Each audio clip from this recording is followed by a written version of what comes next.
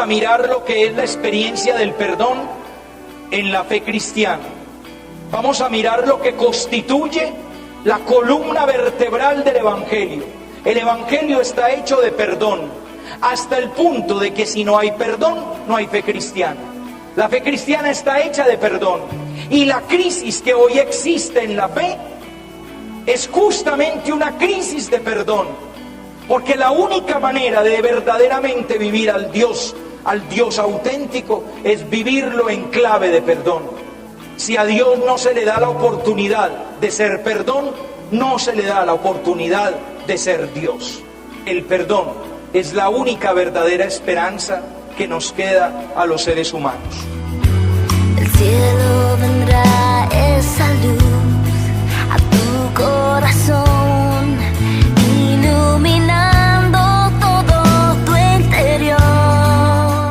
Cuando comienza el Evangelio, por ejemplo, ustedes lo pueden ver en el Evangelio de Marcos. Cuando comienza el Evangelio se nos dice más o menos lo siguiente. Cuando arrestaron a Juan el Bautista, Jesús salió a predicar. Decía: se ha cumplido el tiempo, ya está cerca el reino de los cielos. Conviértanse y crean en la buena noticia. Ustedes verán cómo en la primera página del Evangelio de Marcos se nos anuncia que ese es el fondo del Evangelio de Jesús. Habían arrestado a Juan, lo cual quiere decir que el profeta anterior a Jesús había perdido ya la posibilidad de anunciar y de proclamar. Y quizá es ese el hecho que arrastra a Jesús a salir a predicar y a comenzar su ministerio. Decía: se ha cumplido el tiempo. Se ha cumplido el tiempo hace referencia a las expectativas y a las esperanzas del pueblo de Israel. La vida del pueblo de Israel había sido una vida de espera. Y había sido una vida de espera porque desde que Jerusalén había sido destruida por Nabucodonosor, habían estado aguardando la reinstalación, la reconstrucción del pueblo de Israel. En el año 587 a.C., Babilonia arrasa Jerusalén. Y desde entonces Israel empieza a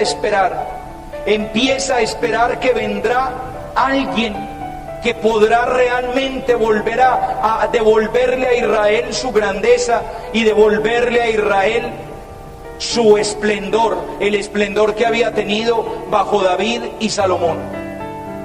Se ha cumplido el tiempo es una expresión que significa que ya podemos dejar de esperar, que ha llegado el cumplimiento de las promesas.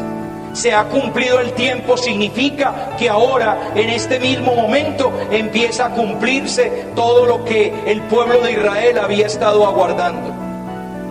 Se ha cumplido el tiempo.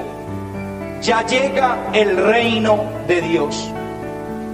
Y para los israelitas esa expresión, ya llega el reino de Dios, implicaba muchas cosas.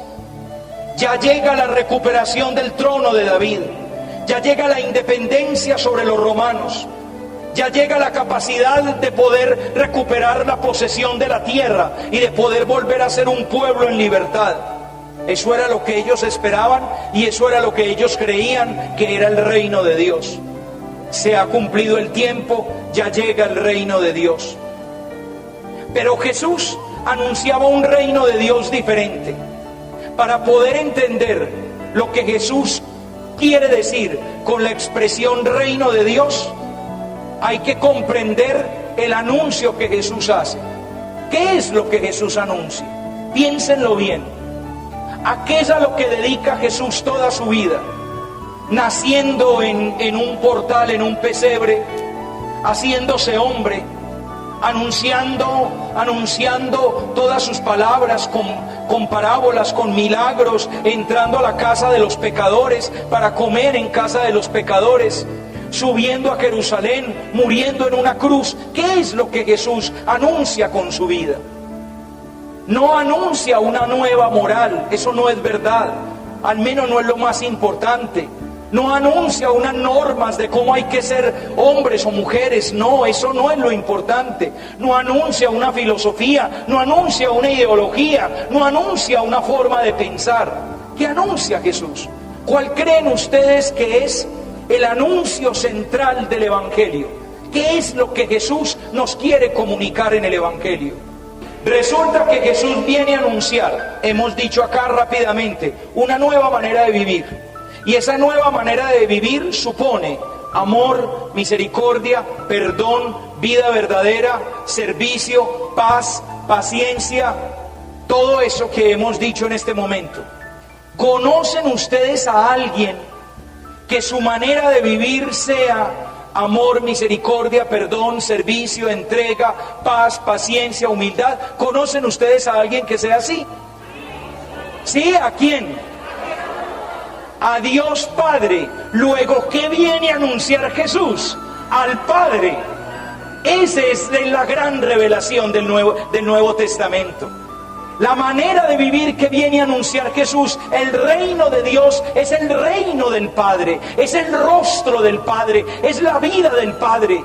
Durante siglos la humanidad se había imaginado a Dios, nos lo habíamos imaginado poderoso, nos lo habíamos imaginado terrible, nos lo habíamos imaginado lleno de esplendor, lleno de gloria, nos lo habíamos imaginado castigador, exigente, extremo, radical. Y Jesús viene y dice amor, Jesús viene y dice servicio, misericordia, humildad, entrega, una nueva manera de vivir. Sean santos como santo es su Padre.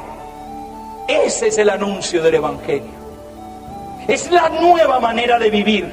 Y esa nueva manera de vivir es la manera de vivir de la dicha, de la alegría. Por eso Jesús dice, felices. Felices los pobres en el espíritu, porque de ellos es el reino de los cielos. Felices los mansos, porque ellos heredarán la tierra. Felices los que lloran, porque ellos serán consolados. Felices los que tienen hambre y sed de justicia, porque ellos serán saciados. Felices los misericordiosos, porque ellos encontrarán misericordia. Felices los que trabajan por la paz, porque ellos serán llamados los hijos de Dios. Felices los limpios de corazón, porque ellos verán a Dios. Felices ustedes cuando los persigan, porque de ustedes es el reino de los cielos. Y perdónenme, ¿conocen a alguien que sea pobre, manso, hambriento y sediento de justicia, con lágrimas en los ojos, limpio de corazón, misericordioso, trabajador de la paz y perseguido sin tener la culpa de nada? Y de nuevo decimos que ese alguien es Jesús, pero Jesús es así porque es la imagen perfecta de aquel que es así, el Padre. Se ha cumplido el tiempo. Ya llega el reino de Dios, que significa, les voy a mostrar el rostro de mi Padre. Les voy a revelar lo que es el Padre. Les voy a decir cómo es el amor de Dios. Les voy a hacer entender de qué manera es Dios. A Dios nadie le ha visto nunca, dice el Evangelio de Juan, y añade, su Hijo único nos lo ha dado a conocer. Luego ya no podemos decir que no sabemos cómo es Dios. Mira a Jesús y entiendes al Padre. Mira actuar a Jesús y ves actuar al Padre. Mira vivir a Jesús y ves la nueva vida, esa vida que es la vida del Padre. Pero ¿qué se necesita para vivir ese reino de Dios que Jesús nos anuncia? Solo se necesitan dos cosas. Primero, conviértete. Y segundo, cree en el Evangelio. Primero, conviértete. La palabra conversión es una de las palabras más profundas y más complejas que aparecen en el Evangelio. Hay dos maneras de mirarla. Una manera de mirarla que es muy bella. La palabra conversión es la manera de decir en español una expresión griega, metanoia, methanus, que significa ir más allá del nous. El nous es la mentalidad, es la forma como pensamos, la forma como, digámoslo de una manera más exacta, la forma como comprendemos la existencia. Eso es el nous. El methanus, la metanoia, significa cambiar de mentalidad. Es como lo traducen rápidamente en la mayor parte de las ocasiones. Luego, para poder vivir la experiencia del Padre, hay que cambiar de manera de entender la existencia. Fíjate que lo que te pide el Evangelio, en principio no es que tienes que cambiar tú, es cambiar tu manera de comprender la vida, es cambiar tu manera de abrirte a la vida, es cambiar tu forma, tu conciencia de entender la existencia. Para empezar a entender la existencia, Dios mente. Para empezar a entender la existencia a partir del Padre. La segunda manera de entender la palabra conversión para mí es muy hermosa, es bellísima. Es la palabra griega epistrefo. Y epistrefo significa regresar. Luego, para poder vivir el reino de Dios hay que regresar. Epistrefo, regresa, regresa. Fíjense qué invitación tan hermosa la que nos hace Dios. Se ha cumplido el tiempo, ya llega el reino de Dios. Lo único que se necesita es que regreses. Que regrese ese hijo que se marchó de casa. Que regrese al hogar. Regresa, por favor. Hay alguien que te está esperando. El amor, vale la pena decirlo, el amor es una espera. El que no espera no sabe amar. Amar en el fondo es esperar. Un padre, una madre que sabe esperar, deja una lucecita encendida en la sala o en el porche de la casa. Deja una lucecita encendida para el hijo que vendrá a altas horas. Porque el amor de una madre o el amor de un padre es un amor de espera. Y el amor de Dios es un amor de espera. Para poder vivir el reino de Dios, epistrefo, regresa, por favor. Es necesario que regreses. La vida de los hombres es una vida de lejanías. En cuanto crecemos nos empezamos a alejar. Nos alejamos del hogar, nos alejamos de nuestros padres, nos alejamos de nuestros deseos de niño, nos alejamos de nuestra inocencia, nos alejamos de los momentos más lindos de nuestro pasado, nos alejamos del colegio en el que crecimos, nos alejamos de los maestros que nos marcaron con su vida, nos alejamos de los amigos de la infancia y podríamos decir que vivir es alejarnos. Vivimos alejándonos cada vez más y más. En este momento que estamos viviendo de la historia de nuestro país, qué lejos se está yendo la gente. La gente huye a otros países, huye a otros continentes, alejándose y alejándose de aquello que una vez vivieron. Y la voz de Dios es la voz que nos pide que hagamos el viaje contrario.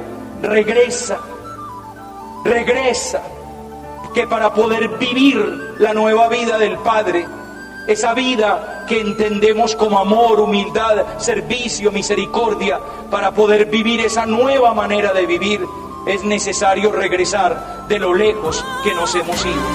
Regresa. Pasas muchos días luchando en tu mente. No sabes si es posible volver al redil. Te sientes rechazado por haber pecado y piensas que el perdón no puedes ya recibir. No tienes que dudar del gran amor de tu Padre, que nunca te ha dejado de amar y esperar. Él tiene reservado un lugar en su mesa y tu llegada espera.